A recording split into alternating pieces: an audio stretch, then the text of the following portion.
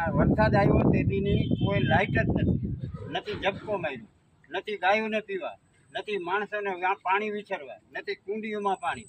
Mall જે વાવ્યા છે એ બીટીયું ભરે છે અને વાવવા છે એની માથે પાણી નથી. તો અમે શું કરીએ ભાઈ? એટલે તમે લાકડિયાના ખેડૂતો છો બધા? આ લાકડીયા એજીમાં.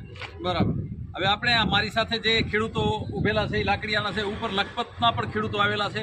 હવે ખેડૂતોને મોટામાં મોટી સમસ્યા છે, આપણે કચ્છ અને ભચાઉમાંથી આપણે બોલી રહ્યા છીએ. ભચાઉ અને કચ્છની અંદર વરસાદ ખેંચાઈ ગયો છે, આપણે જાણીએ છીએ. ગુજરાતના અન્ય જિલ્લામાં પુષ્કળ વરસાદ પડ્યો છે, બાઢ પણ આવી છે અને લોકો પરેશાન પણ છે વરસાદને કારણે. જ્યારે અહીંયા વરસાદ નથી, પણ વરસાદનું ખાલી અઠવાડિયા પહેલાં સામાન્ય છાંટા આવેલા, એના પછી લાકડીની અંદર છેલ્લા 8 દિવસથી લાઇટ નથી.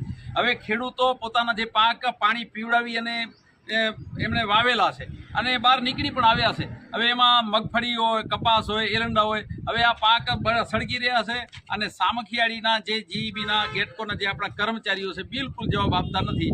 2 વર્ષ પહેલાં પણ આની સમસ્યા રાજણસર અને જે લાકડીયાવાડી વિસ્તાર છે એની સમસ્યા હતી. એટલે ખેડૂતોને તો ચારે બાજુથી માર ને માર જ છે. આ સરકાર બિલકુલ આંધળી અને મૂંગી બહેરી છે, કોઈનું સાંભળતી નથી. સરકારની જે જવાબદાર તરીકે ચૂંટાયેલા પદાધિકારીઓ છે એ પોતપોતાની પ્રવૃત્તિઓમાં મશગુલ છે. દરેકને પોતાના ધંધા, પોતાના રોજગાર, પોતાના છોકરાને સેટ કરવા એમાં લાગેલા છે. ખેડૂતોનું કોઈ સમસ્યા સાંભળનારો નથી.